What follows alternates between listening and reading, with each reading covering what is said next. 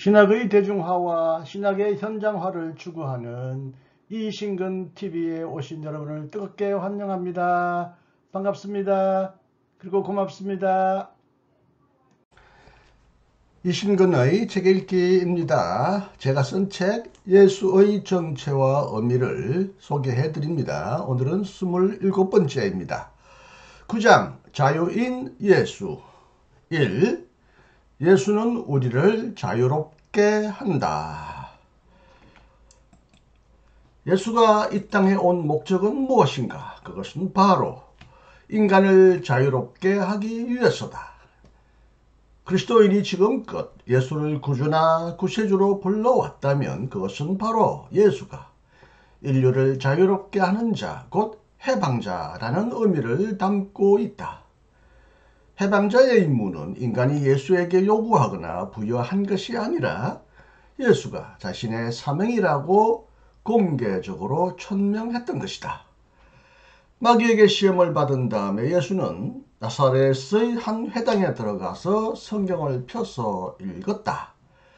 주의 성령이 내게 임하셨으니 이는 가난한 자에게 복음을 전하게 하시려고 내게 기름을 부으시고 나를 보내사 포로된 자에게 자유를, 눈먼 자에게 다시 보게 함을 전파하며 눌린 자를 자유롭게 하고 주의 은혜의 해를 전파하게 하려 하심이라. 누가복음 4장 18절 19절. 예수는 이사야의 이 말이 자신에게서 성취되고 있다고 말했다. 이로써 예수는 자신의 사명이 무엇보다 온갖 억압으로부터 인간을 자유롭게 하는 것임을 널리 알렸다. 요한도 예수의 사명이 자유에 있음을 분명히 밝힌다. 진리를 알지니 진리가 너희를 자유롭게 하리라. 요한복음 8장 32절. 바울도 예수가 인간을 자유롭게 한다고 말한다. 주는 영이시니 주의 영이 있는 곳에는 자유가 있느니라. 고린도후서 3장 17절. 그리스도께서 우리를 자유롭게 하려고 자유를 주셨으니 그러므로 굳건하게 서서 다시는 종의 멍에를 매지 말라. 갈라디아서 5장 1절. 누가의 본문에는 자유라는 말이 두 번 나온다. 하나는 포로를 위한 자유이고 다른 하나는 눌린 자를 위한 자유다. 여기서 어떤 사람은 오직 영적인 억압, 곧 사탄의 노예로부터의 해방만을 보려고 하고 어떤 사람은 오직 현실적 억압, 곧 정치적 억압으로부터의 해방만을 보려고 한다. 그러나 예수는 인간의 특정한 한 부분만을 위해 오지 않았다. 히브리인이었던 예수는 헬라인처럼 인간을 우월한 부분과 열등한 부분을 나누지 않았다. 다시 말하면 예수는 영적이고 정신적인 것이 우월하고 육체적이고 물질적인 것은 열등하다고 보지 않았다. 그런 인간을 나눌 수 없는 전체, 곧 전인으로 보았다. 그렇기 때문에 인간의 모든 문제에 관심을 가졌고 인간이 겪는 모든 고통을 껴안았다.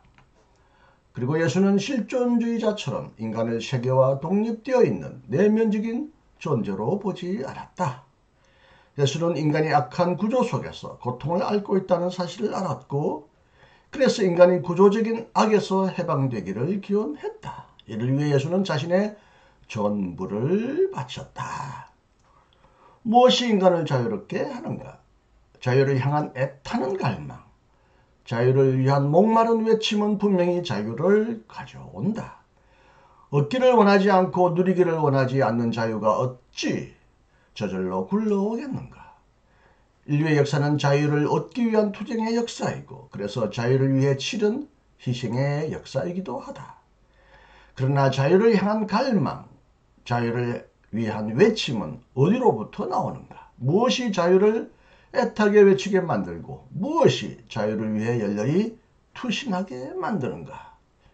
그것은 자연스러운 본능인가? 아니면 유토피아를 향한 꿈인가? 아니면 하나님의 명령인가?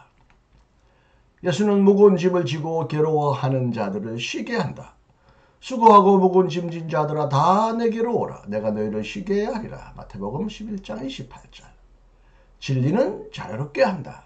진리를 알지니 진리가 너희를 자유롭게 하리라. 요한복음 8장 32절.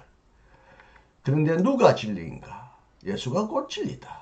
요한복음 14장 6절. 그러므로 예수 안에는 진리가 충만하고 요한복음 1장 14절. 예수는 진리를 말한다. 요한복음 8장 45절에서 46절. 진리가 아닌 자가 어떻게 인간을 자유롭게 하겠는가? 거짓과 불의가 어떻게 인간을 자유롭게 하겠는가? 그러므로 진리 자체인 예수는 인간을 자유롭게 한다. 거짓이 활개를 치는 세상에 진리를 정언하기 위해 예수는 진리로 왔다. 예수는 진리 자체이신 하나님 아버지로부터 보냄을 받은 진리다. 어둠이 지배하는 세상의 빛을 비추기 위해 예수는 빛으로 왔다. 예수는 빛 자체이신 하나님으로부터 보냄을 받은 빛, 참빛. 요한복음 1장 9절이다. 그렇다면 예수가 가져오는 자유는 하나님으로부터 나오는 자유, 곧 하나님의 자유가 아닐 수 없다. 왜냐하면 하나님이야말로 참으로 자유로우신 분이기 때문이다. 바르트에 따르면 하나님은 자유 가운데서 사랑하시는 분이다. 하나님은 자신의 계시 안에서 행동하시는 분으로서 자신과 우리 사이에 사귐을 추구하시고 사귐을 창조하신다. 그래서 하나님은 우리를 사랑하신다. 그러나 하나님은 우리가 없어도 아버지, 아들과 성령으로서 자기 자신으로부터 자신의 생명을 소유하시는 주님의 자유 안에서 사랑하시는 분이다. 하나님의 사랑은 분명히 외부로부터 강요되거나 내적인 필연으로부터 발생하는 사랑이 아니라 자발적이고 자유롭고 창조적인 사랑이다. 그러나 하나님의 자유는 분명히 사랑하기 위한 자유다. 만약 그렇지 않다면 하나님의 자유가 무슨 유익이 있겠는가? 바울의 말대로 사랑이 아닌 것은 아무 유익도 없다. 고린도전서 13장 2절에서 3절. 그러나 하나님의 사랑은 하나님의 자유로부터 나오는 사랑이다. 만약 그렇지 않다면 하나님의 사랑은 일종의 강요와 거래가 아니겠는가? 바울의 말대로 사랑은 자신의 유익을 구하지 않는다. 고린도전서 13장 5절. 그러므로 하나님의 사랑은 상대방의 조건을 따지지 않는 자유로운 사랑이고, 그래서 조건과 환경의 지배를 받지 않는 자발적이고 창조적인 사랑이다. 하나님은 참으로 자유로우시기 때문에 사랑하시고 사랑하시기 때문에 자유로우시다. 이처럼 하나님의 사랑과 자유는 서로 충돌하지 않고 삼일체 하나님의 내적인 삶처럼 아름답게 조화를 이룬다. 자유 자체요, 자유의 근원이신 하나님은 인간을 자유로운 존재로 창조하셨다. 인간의 창조도 하나님의 자유로운 결정에 의한 것이다.